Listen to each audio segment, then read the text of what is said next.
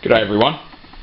Well, it had to happen sooner or later, a video about the house, and not about stoves or anything. No, I'm still waiting on the stove element. PayPal's completely useless, so yeah, if you can avoid using them.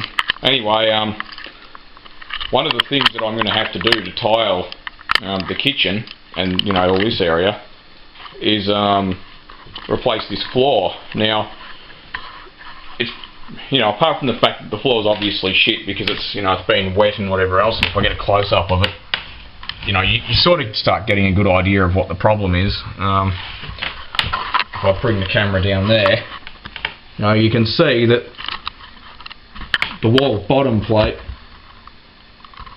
the floor's all wavy. As you go further on, it's even worse. Like, there's a big gap. This bit, I can nearly, not fit my finger under there, but there's definitely air, so it's obviously not supposed to be like. There you go, you get a good view of it. And it's been wet in the '93 floods, that's why it's so ruined and dark.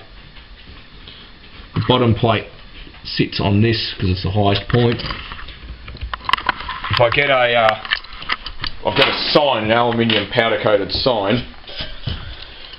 If I set it over here, it gives you a much better idea of how ruined the floor actually is. So you can see how much, how ruined that is. It's just so destroyed. Like, if I have the end of it sitting on that bit of floor, that's how much air we've got. So obviously I can't tile over it.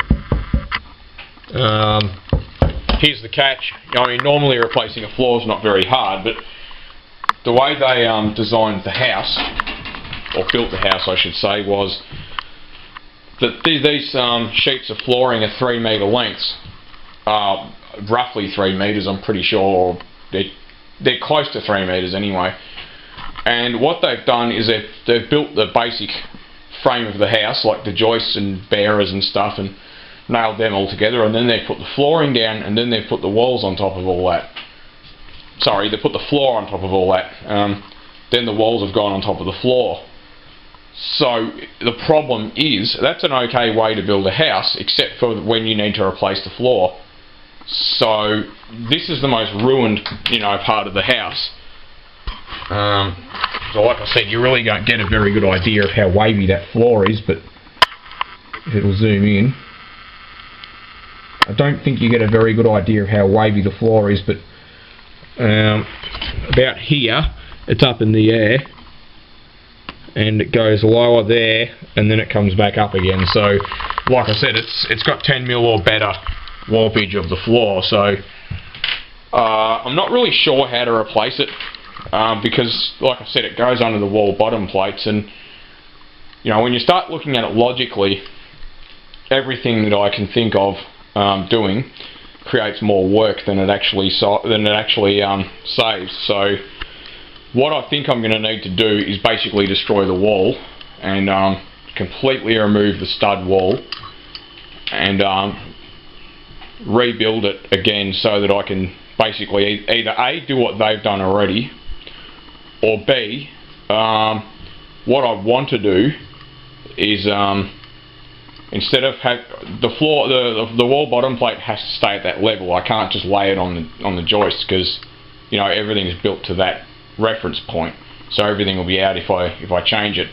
I could put longer studs in, but it's just going to create more work, because then the bottom plates of the other walls that intersect with this one won't line up. So what I'm going to need to do, if I choose not to lay the floor underneath that bottom plate, I could get some timber, some hardwood or even pine or whatever, that can sit on top of the floor joists, and it would need to be 19mm by whatever the width of the bottom plate. So, and I think it's, I don't know, 80mm or something, or 90mm. So it's like, yeah, it's a bit of a head scratcher, that one. But realistically, I need to replace from the back wall there to about this point here, this join line, because you get to these bits and they're sort of not too bad. They're not perfect, but I tiled over floor there that was like that.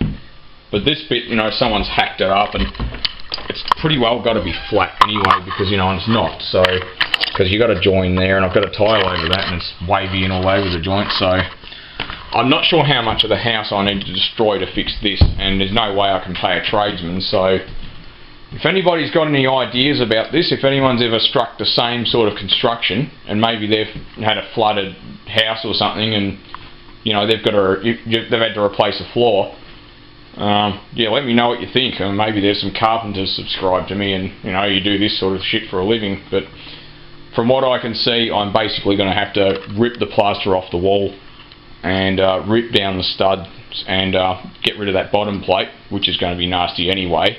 It's not going to be flat, so the bottom plate I doubt will ever sit flat on the floor anyway. So yeah, let me know what you think, guys, girls. Yeah, because sort of in a bit of trouble here, because like I said, can't afford to pay a tradesman to do it, and don't want to, and have no idea how I'm going to do this. I know how it needs to be done. Ideally, you just pull that wall down, but in reality, the plaster on that wall might be cheaper and quicker and easier than actually trying to save it. So it may be actually. I mean, I'm not keen on, you know, putting the floor underneath this bottom plate for that outer exterior wall. I can get around that. I don't have to do that because it's not too bad where it goes to the wall anyway. But when it comes to this is really extreme. It's, you know, it's so far beyond what I could tile over. Like, the tiles wouldn't be flat, they'd be like the waves of the ocean. So that's what we're looking at doing over the next, you know, month or two. You know, that stove has to go in too, and, you know, that's doing the floor's not going to stop me putting it in. Or putting it in is not going to stop me doing the floor, rather, because it, you know, it does have a flexible gas pipe. I guess I'd uninstall that stove while we were doing the floor anyway. So yeah, thanks for watching, and let me know what you think, guys, girls.